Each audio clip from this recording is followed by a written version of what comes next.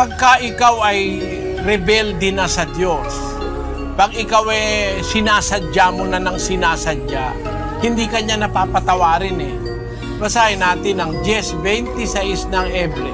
Sapagkat kung ating sinasadya ang pagkakasala, pagkatapos na ating matanggap ang pagkakilala sa katotohanan, ay wala ng haing natitira pa tungkol sa mga kasalanan, kundi isang kakilakilabot na paghihintay sa paghukom at isang kabangisan ng apoy na lalamon sa mga kaaway. Kung sinasadya na natin ang pagkakasala, if we sin willfully, after that we have received the knowledge of the truth, there remaineth no more sacrifice for sins, but a certain fearful looking for a judgment and fiery indignation, which shall devour the adversary.